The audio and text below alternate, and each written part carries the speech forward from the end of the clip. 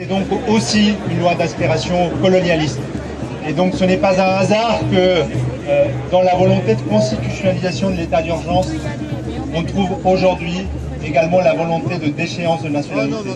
C'est donc à la fois un état d'exception avec la suspension de liberté constitutionnelle, de la liberté fondamentale, le droit de manifester, le droit de se déplacer librement, le droit d'aller et venir, de pouvoir se réunir, et puis la déchéance, nous le savons, comme les assignations à résidence, ça ne vise qu'une partie très précise du corps social de nos concitoyens.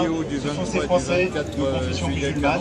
Alors peut-être, évidemment, pendant la COP, ça a visé les militants écologistes, mais nous savons aujourd'hui que les assignations à résidence et que la déchéance, ça ne visera que les descendants d'Algériens, de Marocains, pour l'essentiel. Et donc, on a, plus de 60 ans après, un texte de loi sécuritaire d'inspiration coloniale avec les mêmes objectifs qu'à l'époque.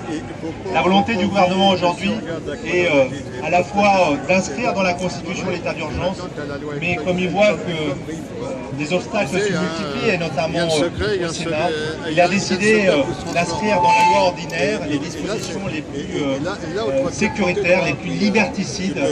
Et comme l'a dit Amal tout à l'heure, l'Assemblée nationale a voté la semaine dernière la possibilité pour les policiers de faire usage de leur arme dans ce qu'on appelle désormais la légitime défense, comme si les tribunaux étaient très regardants sur les crimes de la police française à l'égard de la jeunesse depuis une trentaine d'années.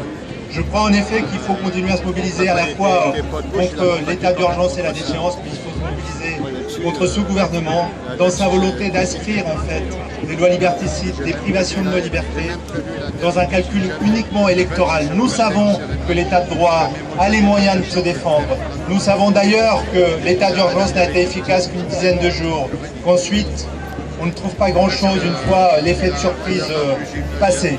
Et donc face à ce cynisme électoraliste, face à ce calcul politicien, il est important que la société se soulève, il est important que les citoyens se mobilisent.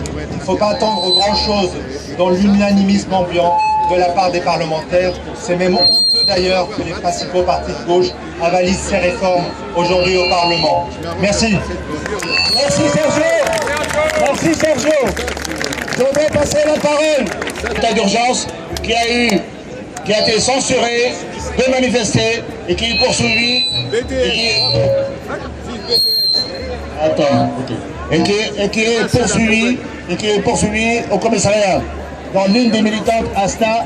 Et comme l'a dit Jean-Claude Damarin tout à l'heure, donc il y a un rassemblement ce lundi à 14h à Jean-Claude, donc voilà, il y a Jean-Guy qui a donné l'info. Bonjour. Ah.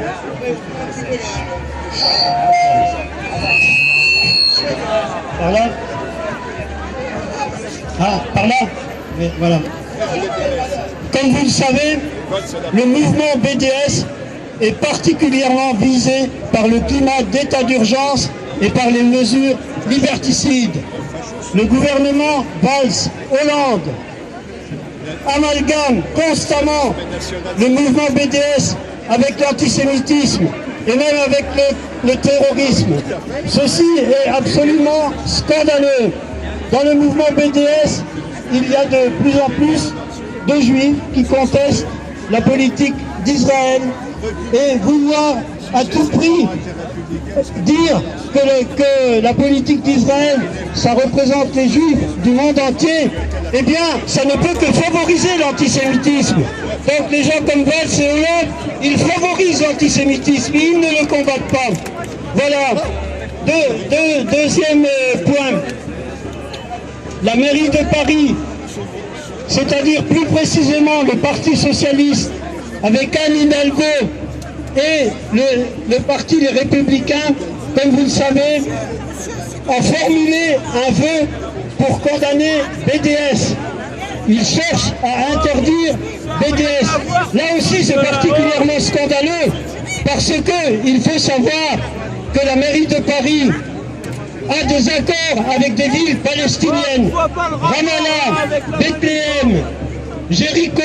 Eh bien, les maires de ces villes ont écrit à Anne Hidalgo pour lui dire que condamner BDS, c'est contraire aux intérêts du Mais Hidalgo et la mairie n'ont rien voulu savoir. Ils ont fait voter le vœu anti-BDS. Dernièrement, comme... Ah oui, bon voilà, je vais être très rapide, hein, voilà. Donc, quelqu'un vous a relaté l'incident avec la manifestante dimanche dernier qui a été atteinte. On va continuer. BDS remporte des victoires au niveau international et c'est un devoir moral et politique de soutenir le peuple palestinien en développant le mouvement BDS.